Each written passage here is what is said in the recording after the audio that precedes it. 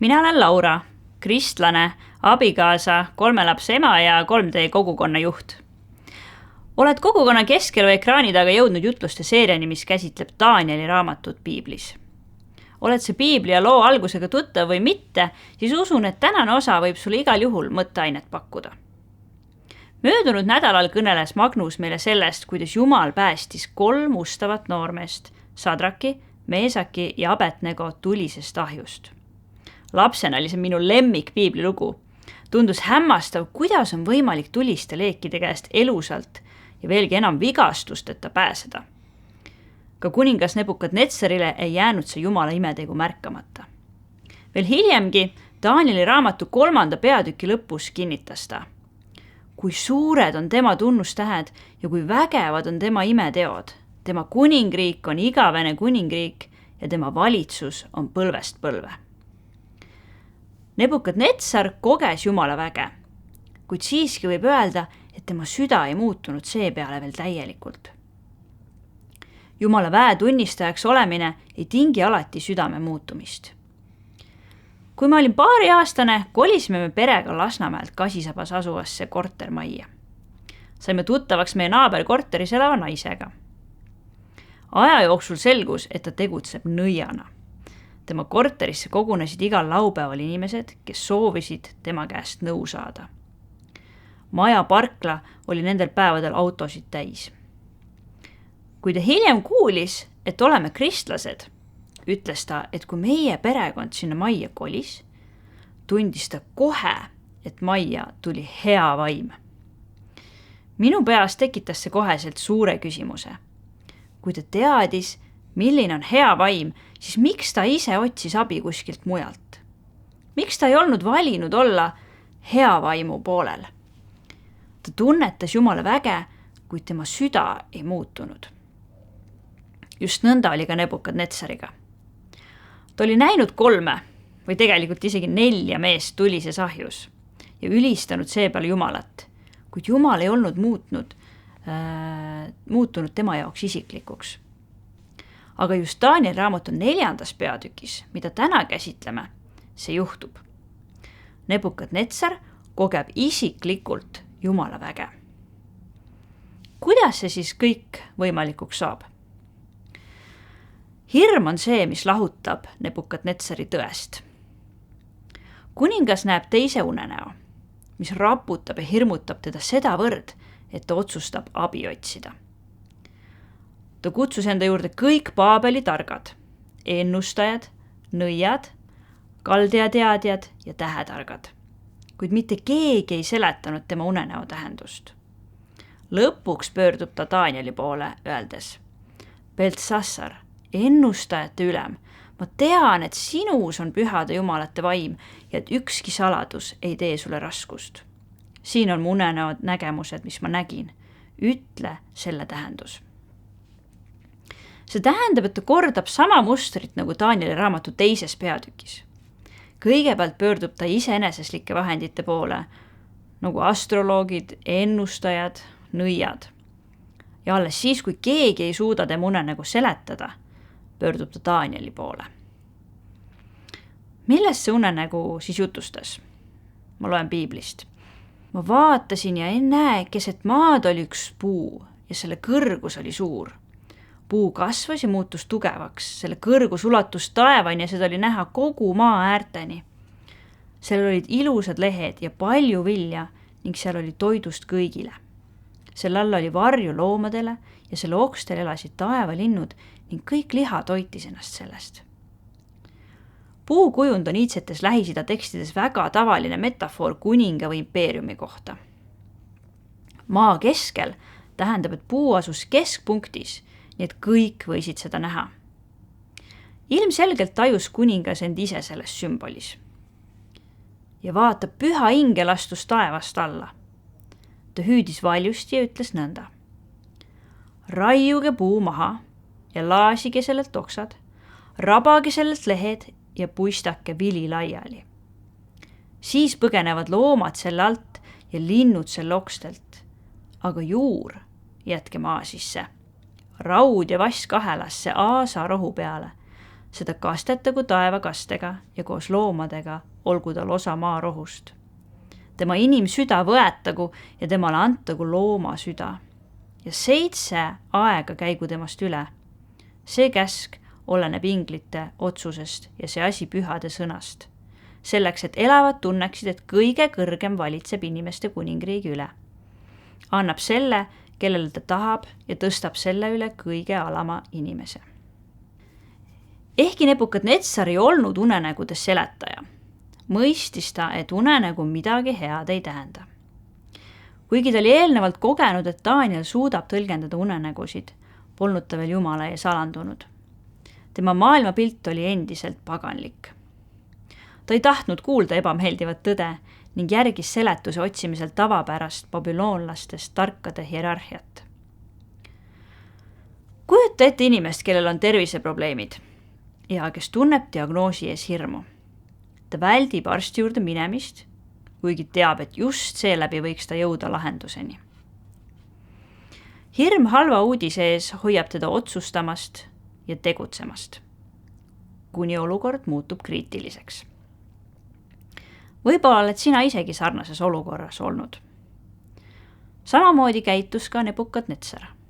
Ta kartis, mida Jumal talle läbi unenäo öelda tahab ja pöördus esmalt nende poole, kes võiksid öelda talle seda, mida ta soovis kuulda.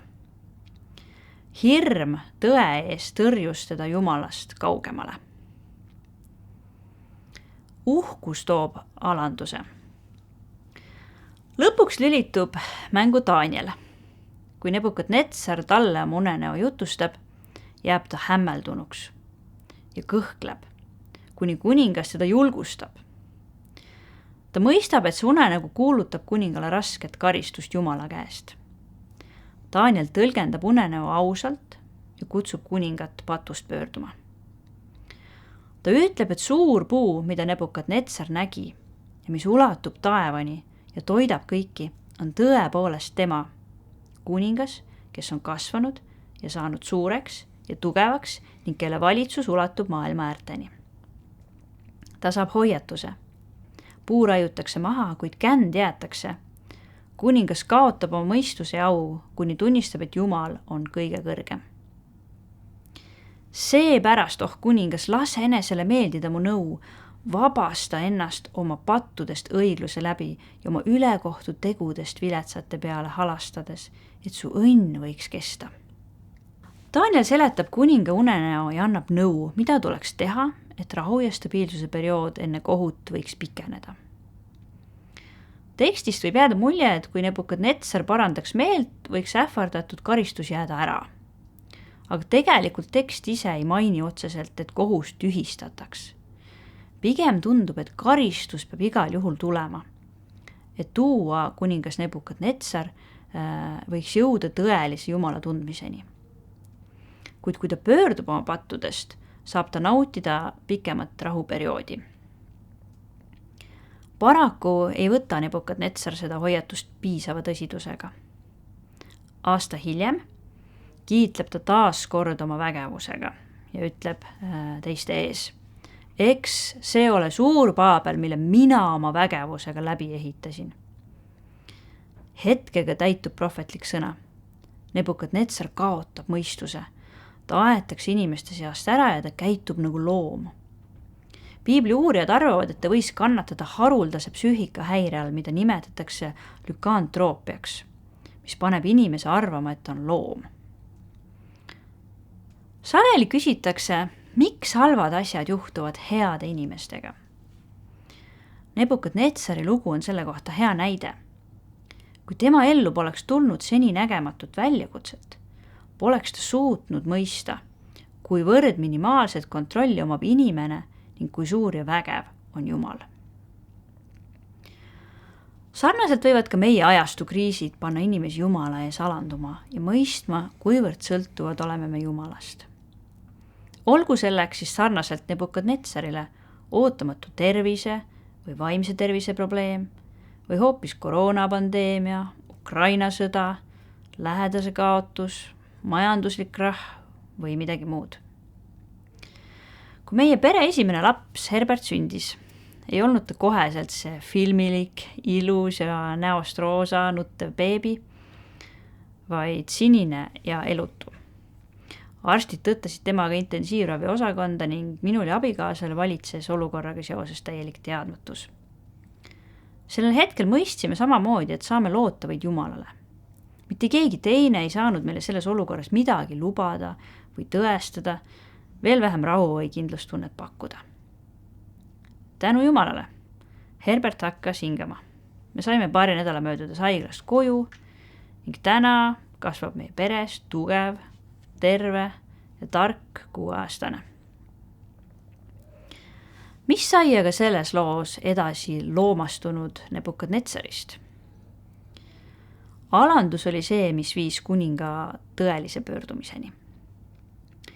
Kui Nebukadnetsar lõpuks Jumala ees alandub ja oma silmad taeva poole tõstab, tuleb talle mõistus tagasi. Meenutame siinkohal, et tema vaev oli kestnud mitte hetki või päevi, vaid lausa aastaid. Piibel ütleb, aga pärast selle aja möödumist mina, Nebukadnetsar, tõstsin oma silmad taeva poole ja mulle tuli mõistus tagasi ja ma õnnistasin kõige kõrgemat, kiitsin ja ülistasin teda, kes elab igavesti, kelle valitsus on igavene valitsus ja kelle kuningriik püsib põlvest põlve. Nebukadnetsar tunnistas avalikult, et Jumal valitseb kõige üle. Ta oli valmis lahti laskma oma minast ning andma au Jumalale.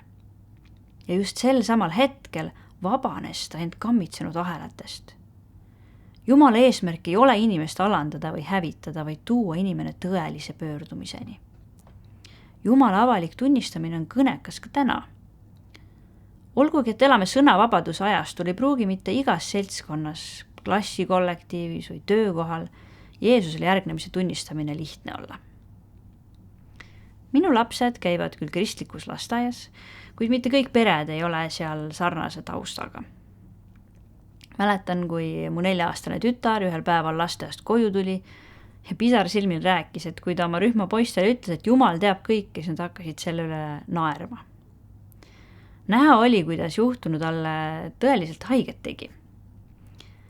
Ehk oled sinagi kogenud, kuidas Jumala avalik tunnistamine on põhjustanud naeruvääristamist, pingeid või pahameelt. Kuid kinnitan, et just see võib meid igavikulises plaanis viia tõelise vabanemiseni. Kokkuvõtteks, nagu Sadraki, Meesaki ja Abednego tuline kogemus näitas, siis Jumal päästab ja Jumal kaitseb. Ta ületab kõik maised valitsejad ja võimud. Uhkus on see, mis lahutab meid tõest ja Jumalast. Alandlikkus on aga see, mis võib meid taas tema ligiolu juhtida. Ma ei tea, kas sina tunned Jumalat isikut Jeesuses Kristuses. Isegi kui mitte, võid sa olla jumalakartlik, tunnistada, et on olemas midagi kõrgemat kui inimene ise ja püüda elada õiguses. Tunnistades Jeesus oma issandaks, võime kogeda täielikku usaldust, rahu ja juhtimist. Julgustan sindki andma Jumalale võimaluse, tõstes oma silmad taeva poole ja öeldes kõige lihtsamate sõnadega, et oled valmis talle järgnema. Nii võib Jumal ka sinu elukriisid õnnistusteks pöörata.